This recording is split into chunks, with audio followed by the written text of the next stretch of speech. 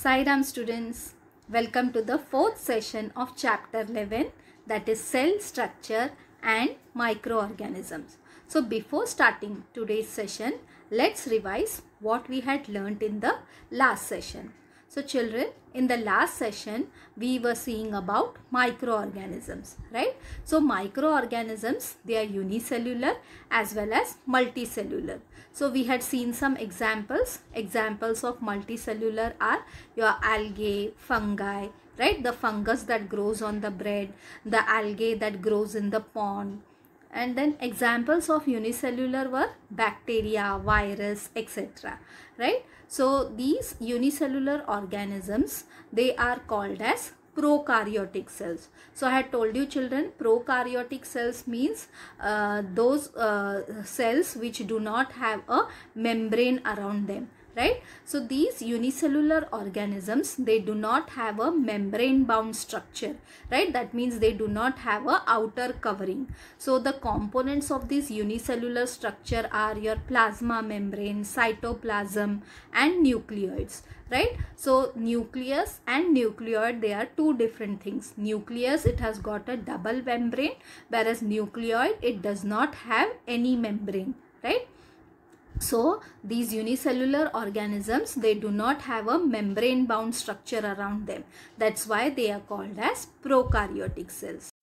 So after that we saw children about the growth of the microorganisms, right? So the microorganisms, they require a specific environment for the growth and reproduction, right? So some microbes, they require oxygen for their growth, and some microbes are there which do not require oxygen for their growth. Also some microorganisms, they can live in the extreme and adverse conditions, like your ice in the polar regions, hot water springs. There also they can survive. But how do they survive over there? In that case, what they do, they make a thick protective covering around themselves, right? And then they stop their life process for some time. So when the conditions are favorable, that means I had told you that they require a temperature of around 25 to 37 degrees centigrade, right? So when the conditions become favorable, what do? They come out of this protective covering and again they start their life process.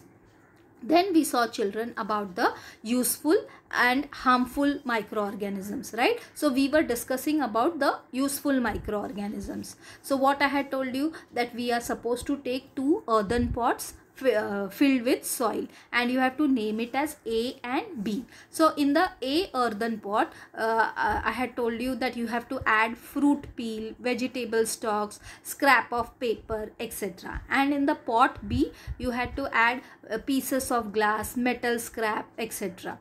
Right? And then you had to observe it after some days. So what was the observation? That the observation was that the earthen pot which was named as A, in that the microorganisms which are present, they decompose the garbage to obtain the food material from it, right? So the garbage, it was converted into a manure of good quality, of best quality, right? And then you can use it for your plants and other things, right? So children, this microbes which are there, you can they are also released into the sewage disposal, so that what happens, there is quick decomposition, right? So these microbes are useful in that process also, right? So after that children, we saw about the microorganisms which are present in the soil also. We had discussed about this in the chapter 4, that is nutrition in living organisms, right? So the azotobacter microorganism, it is present in the soil. So what it does, it converts the atmospheric nitrogen into a compound of nitrogen, right? And then the plants, they utilize it for their growth. Also we had spoken about the rhizobium microorganism, which is present in the root nodules of the leguminous plants, right? So this also, it converts the atmospheric nitrogen into its compounds. So what happens, the soil fertility increases, the fertility of the soil increases, and also the protein content which is there in the pulses, that also increases. So this was what we had seen in the last session. Children, have you ever observed that yogurt, it is prepared from milk? So how is it prepared? So what does your mother do for preparing this yogurt? So what does she do? She takes the lukewarm milk. Lukewarm milk means somewhat hot milk she takes, right? And in that she adds some 1 tablespoon of yogurt into that lukewarm milk, and then it is kept at room temperature overnight, and the next day when you observe it, you see that the milk, it has got converted into yogurt. So microbes which are present in the yogurt, what do?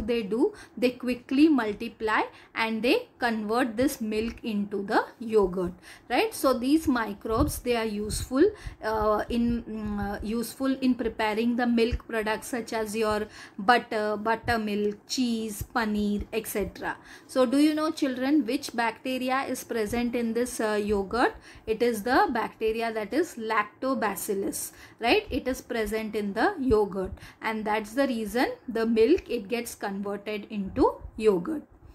So now we are going to see about fermentation. So what is meant by fermentation? The chemical process of conversion of one type of carbon compound into another type of carbon compound by the action of microorganisms is called as fermentation. So this is the definition of fermentation. So what happens? It is a chemical process, and in this chemical process, what happens? There is conversion of one type of carbon compound to another type of carbon compound, and in that there is a action of microorganism, and that process is called as fermentation. So you might have seen, children, this idli batter whenever your mother prepares, right? So that also is kept overnight at room temperature, and next day when you observe it, you will see that the batter has risen up, right? So same way for your bread dough also, right? So that also has to be fermented, right? So what happens in this fermentation process? In the fermentation process, heat, it is generated, and carbon dioxide and some other gases are released, and these gases, it causes an increase in the volume. So as I told you, when you observe it the next day, what do you see? The volume has increased, right? So for example, bread dough, idli batter are seen to rise. So what happens in the fermentation process? In this process, heat is generated, and carbon dioxide and some gases are released, right? And these gases, they cause the increase in the volume. So examples of fermentation are bread dough, idli batter. So these are the examples. Now, process of fermentation, it is used for making yogurt from milk, producing alcohol from grains and fruits, bread from flour, as well as in the production of acetic acid, citric acid, lactic acid, vitamins, antibiotics, etc. So these are the examples where fermentation process is used. So first is making the yogurt from milk, then alcohol is produced from the grains and the fruits, right? So that is also fermented. The grapes which are there, these are fermented, right? And then the wine is prepared from it. So the bread from the flour, right? So whatever bread we are getting, right? So that is also fermentation process only. Then in the acetic acid production, citric acid production, lactic acid, vitamins and antibiotics, this fermentation process is used.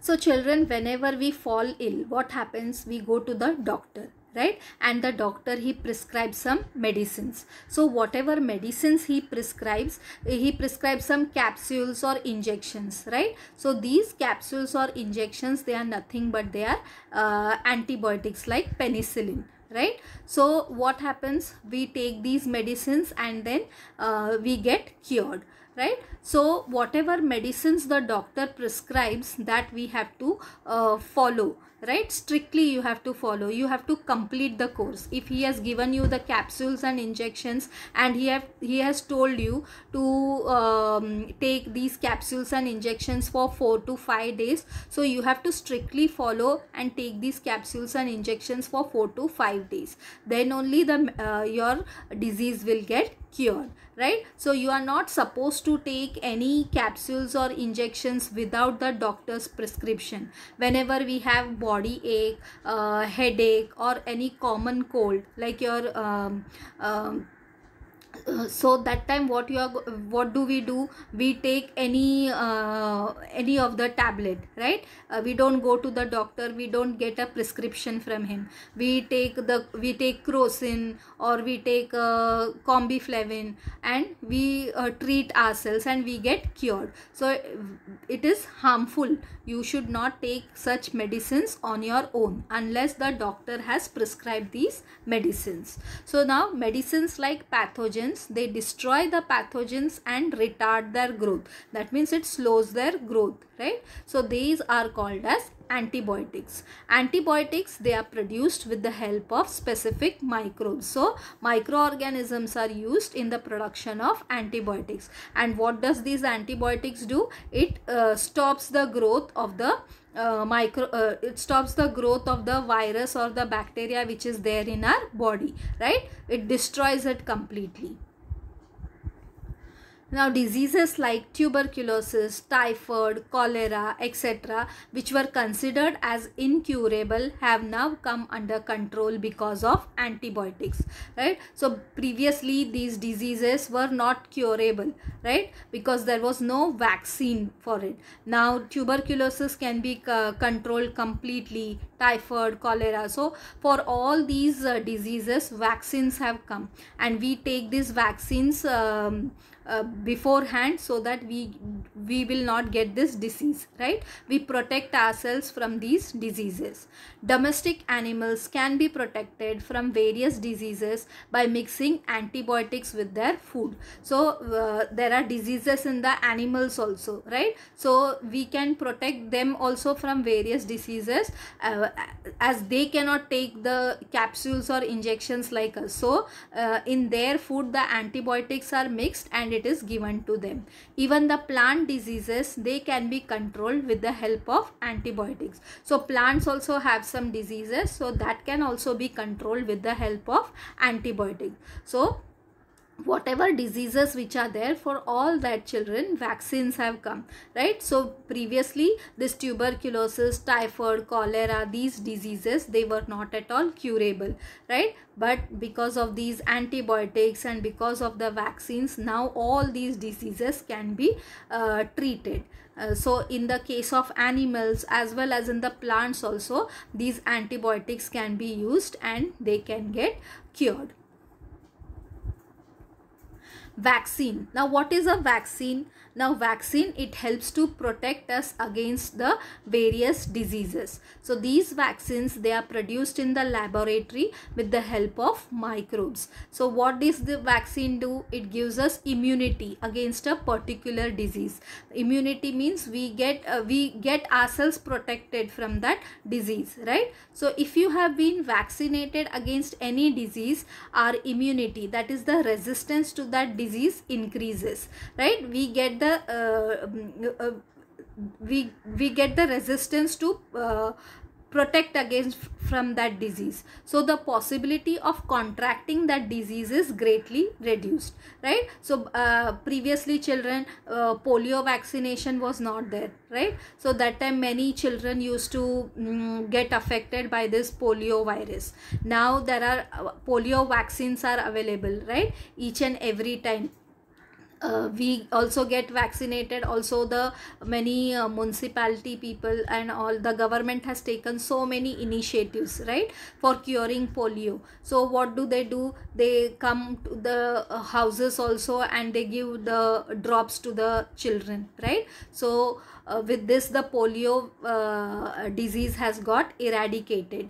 So by taking vaccination, what happens? We get the resistance to fight against that disease, right? And there are very less chances of getting that disease back to us. So what are vaccines? Vaccines, it helps to protect against certain diseases, right? and these vaccines, they are produced in the laboratory with the help of microbes, and by taking this vaccination our immunity increases, right? So we get the resistance to fight against any disease, and there is a less chances of getting that disease. Now microbes, they are used in the processes like tanning of skin, right? Now tanning of skin means whenever you go in the hot sun and you spend a lot of time, right? So what happens, the skin, it gets burnt, right? So that is called as a tanning. And then so microbes are used in that process also. Then production of ropes and strings from agave. Now in the screen you can see, children, this is the picture of agave, right? So it has got spiny leaves. So by these from this plant we can prepare ropes and strings which are there in your violin, guitar, right? Some microbes, they use oil for their growth, right? So some microbes, they are used to clear a layer of oil floating on the surface of an ocean or lake formed due to a leak or a spill, that is to clear an oil slick. So there are some microbes which require oil for their growth also, and some microbes, they are also used to clear the layer of oil which is floating on the ocean or on the lake. So what happens generally, whenever the ships, they are carrying oils, right? So if it is crashed, what happens, there is a leakage or spillage in their ship. So these oil, it gets mixed with the water which is there in the ocean or the lake. So these microbes, they are used to clear that layer of oil also, right? So microbes, they use oil also for their growth, and some microbes, they are used to clear the layer of the oil also which is floating on the surface of the ocean. Then your farm waste, human urine and feces, wet garbage, etc. is collected and used in a biogas plant to produce biogas and fertilizer. So you have seen, children, that biogas, it is generally used in the villages, right? So how is this biogas produced? It is produced from the farm waste, right? So whatever waste is available in the farm, like whatever excess soil is there, whatever excess pesticides and the fertilizer whichever is there, that is mixed with the human urine, and feces means the fecal matter, whatever we the unwanted food which is there in our body, right, which is excreted through the human body, that is your feces. And wet garbage, all these are collected and they are used in biogas plant, and by that the biogas is produced, and also fertilizers can also be produced, right? So children, this was what there in today's session. So now let's recap what we have learnt in today's session. So we saw first about fermentation. Now fermentation is a chemical process, and in this process what happens, one type of carbon compound is converted into another type of carbon compound by the action of microorganism, and that process is called as fermentation. So in this process heat is generated, and some gases and carbon dioxide are released. Now these gases which are there, it causes the increase in the rise. So that's the reason the idli batter or the bread dough, it increases in volume, right? Then we saw about some antibiotics, right? So microorganisms, they are also used in the production of antibiotics. So whatever doctor prescribes us capsules or injections, they are made from the antibiotics called like penicillin, right? So these antibiotics, they are produced from the microorganisms. So whatever we have to always take these antibiotics only by using the doctor's prescription, right? Unnecessarily we should not take on our own, that if we have got a body ache, headache or common cold, we should not take the tablets on our own, because it may be harmful to our body, right? So after that also, children, we saw about the microbes which are used in the biogas plant, right? So the biogas plant, and also in the fertilizers, right? So what is used in the biogas plant?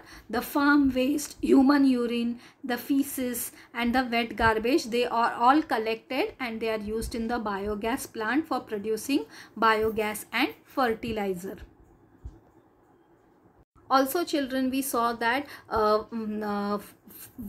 vaccinations are now available for many diseases like your tuberculosis, cholera, typhoid, all these diseases which were incurable. Now these can be treated with the help of antibiotics also, and the vaccine, it is produced in the laboratory. So now by taking these vaccines, what happens? Our immunity increases. That means the resistance of the our resistance increases to fight against that disease, right? Also these microbes, they are used in the tanning of skin, then for the production of ropes and strings from the plant agave, right? So these are the uses of the useful microorganisms. So children, in the next session we will see about the harmful microorganisms. Till then, goodbye.